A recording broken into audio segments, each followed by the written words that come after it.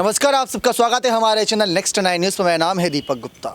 महाराष्ट्र की सियासी सत्ता में उद्धव ठाकरे अपनी वापसी की ओर देख रहे हैं। 17 दिसंबर को एक मार्च यानी कि एक ऐसी जन आक्रोश रैली निकाली जाएगी जिसके जरिए शिंदे सरकार की आंखों पर बंधी पट्टी को उतारने की कोशिश की जाएगी, जो महाराष्ट्र और कर्नाटक का सीमा विवाद चल रहा है। और साथ ही साथ बागी विधायकों के मंत्रिमंडल के विस्तार को लेकर भी वहाँ पर कई मुद्दे उठाए जाएंगे। लेकिन इन सब के बीच बच्चू कडू, जी हाँ, आपको याद होगा बच्चू कडू ये वो विधायक हैं, जब गुवाहाटी गए थे बागी विधायक तो वहाँ पर बच्चू कडू भी मौजूद थे। अब उन्होंने एक बहुत बड़ी यहाँ पर कहीं ना कहीं कह सकते कार्यवाही और जानकारी दी है, जो अंदरूनी सूत्रों के अनुसार है।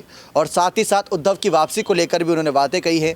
आपको बता दें कि बच्चू कडू ने ये कहा कि सरकार में आना, सरकार बनाना और जनता का दिल जीतना कोई मुश्किल काम नहीं है। आपको काम करना आना चाहिए। अगर आप सही काम कर रहे हो, सही समय पर अगर सरकार फैसले ले रही है, अगर आप जनता के बीच बने हुए हो, तो जनता आपको पसंद क्यों नहीं करेगी। अब खुद सोचिए कि जिसके लिए आप लगातार कर रहे हो, दिन रात एक कर रहे हो, जिसके लिए मेहनत कर रहे हो कि जनता खुशी तरीके से अपने घरों पर रात को आराम से चैन की नींद सो सके, उनको ये भरोसा रहे कि अगर उद्धव की सरकार है तो हम सब सेफ हैं और हमारे लिए काम कुछ ना कुछ होगा। लेकिन अगर वो सरकार ही फैसले नहीं लेगी तो सरकार गिरेगी लाजमी तौर पर, वरना सरकार बदली जाएगी जब चुनाव होगा। तो बच्चू कडू ने निशाना साधा। उन्होंने कहा कि एक भी वोट नहीं मिलेंगे अगर आप सोशल मीडिया की राजनीति करोगे।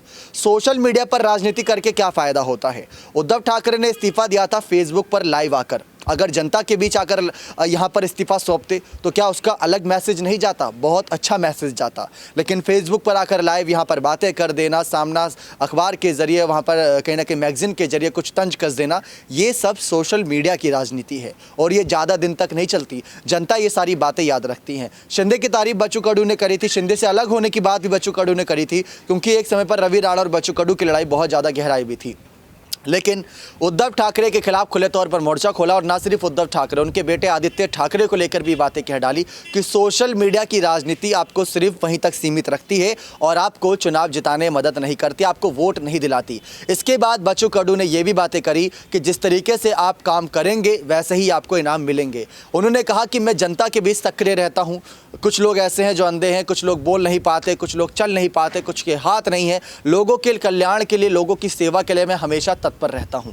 तो लोग मुझको प्यार भी देते हैं क्योंकि मैं हमेशा उनके लिए खड़ा रहता हूं। ऐसी बातें बच्चू कडू ने कर दी। उन्होंने कहा कि आपको वोट नहीं मिलेंगे अगर आप सोशल मीडिया या नोट की राजनीति कर रहे हो, भ्रष्टाचार की राजनीति कर रहे हो। लेकिन अगर आप सचमुच काम कर रहे हो तो आपको कोई रोक भी नहीं सकता सत्ता में आने से। तो शायद यही वजह रही कि शिंदे ने काम बेहतरीन किए और आज कैसे भी करके चाहे बगावत करके, चाहे कैसे भी करके सत्ता में तो आ गए। तो ये कहीं ना कहीं बड़ी महानता बताई जाएगी शिंदे की और उनकी सरकार की।